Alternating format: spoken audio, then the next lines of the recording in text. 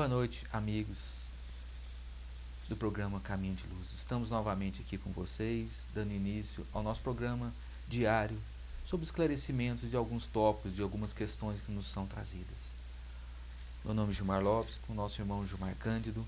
Estamos aqui sob as bênçãos do mais alto, a proteção dos irmãos e amigos espirituais, agradecendo sempre ao nosso Pai Eterno, ao Mestre Jesus pela oportunidade e hoje também agradecendo em especial àqueles que nos dão apoio para que possamos estar aqui. Pessoas da nossa cidade que estão nos ajudando, que estão nos favorecendo nessa oportunidade bendita de aprendizado e crescimento junto com vocês. Gostaria que de início deixar que passará aqui na tela o telefone de contato, os endereços, para que vocês possam entrar em contato conosco e deixar suas dúvidas, suas questões, suas colocações, enfim, para que possamos manter um diálogo entre nós, para que assim esse seja um canal aberto com vocês. O tema que nos traz aqui hoje é Justiça das Reencarnações. É um tema que, logicamente, ligado diretamente à reencarnação, que nos faz questionar o porquê da reencarnação. Aonde está a justiça nisso? Isso aí é da lei de Deus? Isso é da lei divina, da lei natural que rege a nossa vida? Ou isso se constitui em exceção para um ou para outro? A reencarnação é para todos? Ela justifica as diferenças? Vamos passar a palavra ao nosso irmão Gilmar Cândido para dar início a esses esclarecimentos. Oi, gente, boa noite, bem-vindos ao nosso programa diário, em Caminhos da Luz. E agradecendo mais uma vez a presença do nosso irmão Gilmar, que nos enriquece, nos engrandece muito a presença desse irmão. E falar sobre esse tema, como dissemos, em uma outra oportunidade, um tema um tanto quanto polêmico, mas é um tema bem e que deve ser bem discutido para esse momento do qual nós estamos vivendo. Quando nós falamos em justiça da reencarnação, nós temos que entender, e o nosso irmão em outro programa disse muito bem, muito tempo, por exemplo, o máximo que a gente vai estar aqui presos à carne, 100 anos, muito menos que isso, nós não temos garantia alguma de quanto tempo nós estaremos.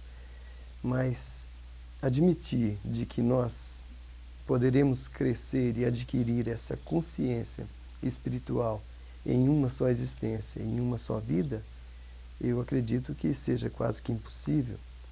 E quando então passar para o outro lado, imaginando as pessoas então em tamanho sofrimento, como entender que eu sou o pai de 3 filhos, Gilmar também tem os seus filhos, mas eu imagino assim, imperfeito do jeito que eu sou. Eu não quero ver nenhum dos meus filhos tendo um tratamento diferenciado. Eu não quero o bem para minha filha, o bem maior para o meu filho. Não, eu quero que todos tenham igualdade de condições, de direitos, sendo bom para com eles da mesma forma. Agora eu fico imaginando Deus. Deus que é sabedoria, que é essa inteligência suprema, a causa primária de todas as coisas.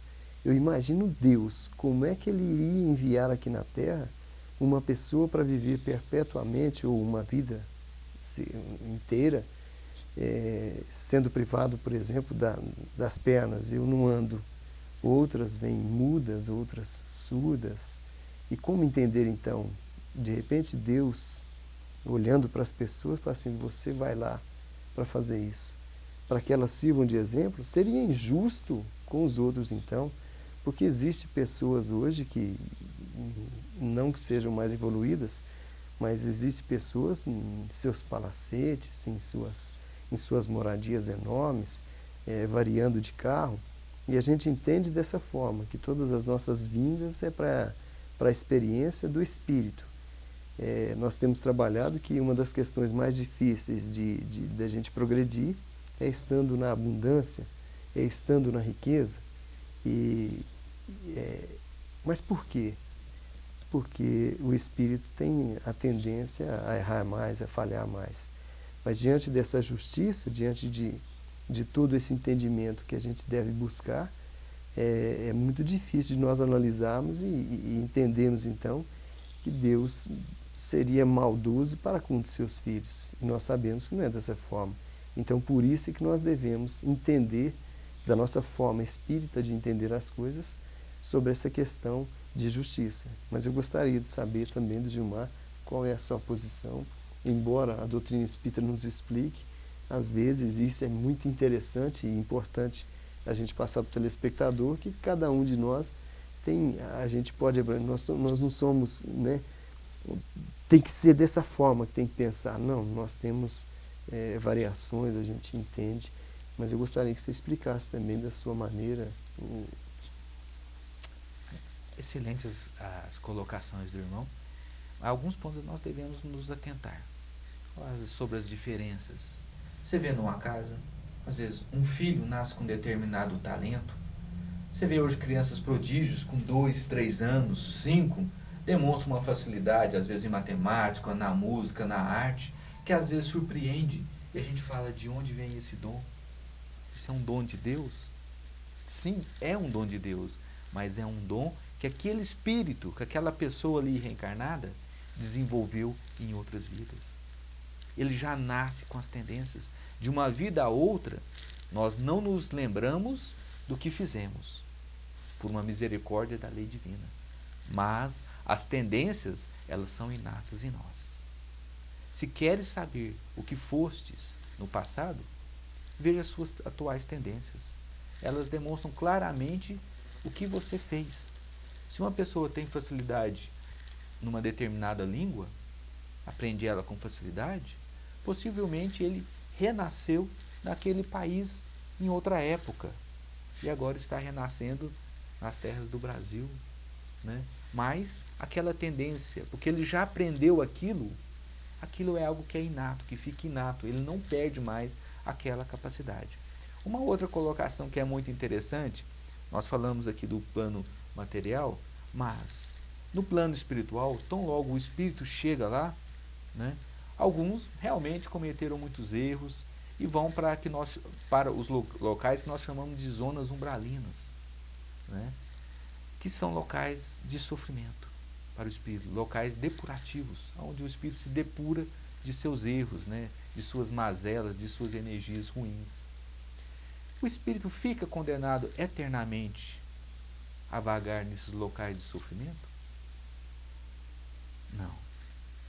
Definitivamente não. Como o Gilmar colocou, Deus é um Pai de bondade infinita, de misericórdia muito acima da humana. E como também o nosso colega colocou, eu como pai jamais eu condenaria um filho meu a uma pena eterna. Eu que sou um pai cheio de erros humanos, ainda, mas não condenaria. Será que Deus o faria? Ele que é a perfeição absoluta, a bondade infinita? Com certeza não. Esse espírito pode ficar nessa zona de sofrimento, depurando-se, aprimorando-se, crescendo, aprendendo com seu remorso, com sua culpa, mas em tempo oportuno prepara-se adequadamente e volta no ventre de uma outra mãe, encontrando novamente aqueles que são do seu passado para as provações e para o crescimento, para o futuro. Porque a nossa vida aqui, como dito anteriormente, a gente colhe, mas semeia, né? Então, ao mesmo tempo, a gente se prova para o futuro e espia o passado. A gente recolhe de nós mesmos o nosso próprio aprendizado. Bendita dor. Bendita dor. Bendita dor. Cada ser se constrói, né? Não nos cabe passar a tarefa do nosso futuro a ninguém. Quando Jesus curava alguém, ele falava, tua fé te curou, vá e não peques mais. Olha que recomendação maravilhosa para que a gente mude o caminho. Então, se tem alguma coisa em nossa vida que não está andando bem, é preciso que a gente mude nossas atitudes, mude o nosso pensamento, enquanto nós estamos no caminho. Mais alguma colocação? Tem um caso trazido por Chico Xavier, né, que uma das mães veio a visitá-lo e contando para ele, fez, Chico, eu não suporto mais tamanha dor. E Chico pergunta, mas por quê, mãe? E ela disse: meu filho já é privado da voz, já não tem os braços, só tem as pernas e é surdo. E agora vem a notícia dos médicos que ele vai ter que amputar as 2 pernas. Eu não suporto mais tamanho sofrimento. E explicando tudo aquilo, Chico, então, sendo orientado por Emmanuel, explica a questão para ela. Porque pela 10ª vez ele usaria as suas pernas para pular no rio, para suicidar-se novamente. Por isso ele veio privado de tantas coisas e agora novamente iria passar por essa dificuldade. Por isso que foi permitido a ele, como você explicou muito bem, Gilmar, com respeito à bendita dor, porque era melhor que ele tivesse as suas pernas fora, mas que não cometesse novamente tal delito, porque isso iria complicar ainda mais a sua estada. O nosso muito obrigado e boa noite, e passo para o Gilmar para as suas considerações finais. A gente às vezes leva essa vida aqui como se fosse a última, né? E às vezes ela parece arrastada, carregada, mas essa vida, num cenário eterno, nada mais é que um estalar de dedos. Então toda dor que a gente passa aqui, ela ainda é um meio de purificação perfeito para o nosso espírito. Tem um sentido, né? Não que a gente deva, né, ficar na dor imerso nela e submerso nela. A gente tem que procurar, logicamente sim, os caminhos que a vida nos proporciona para que a gente possa melhorar e crescer.